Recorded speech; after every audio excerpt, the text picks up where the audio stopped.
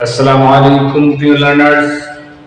আমরা গত ভিডিওতে ইংরেজির একটি ইম্পর্টেন্ট পার্ট নাউন নিয়ে আলোচনা করেছিলাম।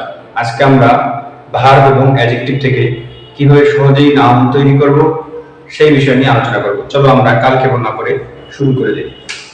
প্রিয় লার্নার্স, দেখো, যদি কোনো ভার্বের শেষে আমরা কি দেখতে পাই, এফওয়াই দেখতে পাই, তাহলে আমরা তার শেষে ইকুয়েশন যোগ করে সেই ভার্বটিকে নাউন করতে পারবো। যেমন ইন্টেন্সিফাই, তাহলে শেষে আছে কি এফওয়াই, তাহলে আমরা ইকুয়েশন যোগ করব। কি যোগ করব? ইকুয়েশন।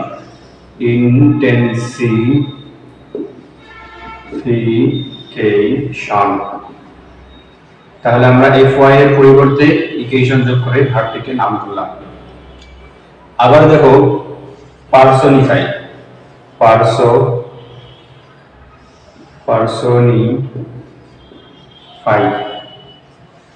শেষে আছে কি এফওয়াই, তাহলে কি হবে? পার্সনিফিকেশন।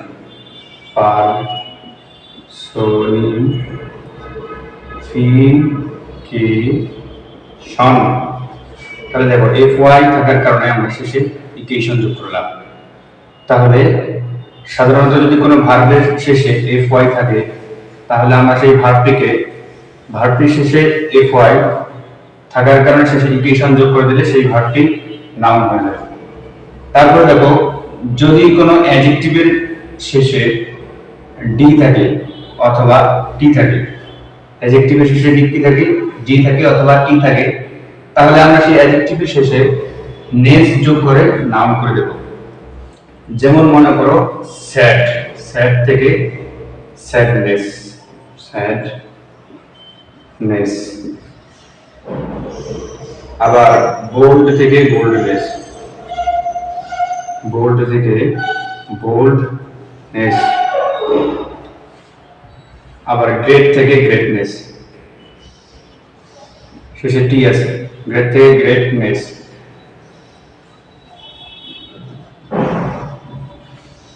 তাহলে আমরা অ্যাডজেক্টিভ থেকে আমরা সহজে কিভাবে নাম করব এটিও শিখলাম। যদি কোনো অ্যাডজেক্টিভের শেষে ডি থাকে অথবা টি থাকে, তাহলে আমরা সেই অ্যাডজেক্টিভের শেষে নেস যোগ করে নাম করতে পারবো। তারপর দেখো, যখন কোনো ভার্ব আমরা নেব, ভার্বের শেষে আমরা সাধারণত এল যোগ করে নাম করতে পারবো। ভার্বের শেষে কি এল যোগ করে নাম করতে পারবো। যেমন মনে করো প্রপোজ, প্রপোজ থেকে আমরা কি বলবো? প্রপোজাল, প্রপোজ থেকে প্রপোজাল, প্রপোজাল। আবার মনে করো সারভাইভ, সারভাইভ থেকে কি সারভাইভাল, সারভাইভাল। আবার মনে করো অ্যারাইভ, অ্যারাইভ থেকে অ্যারাইভাল।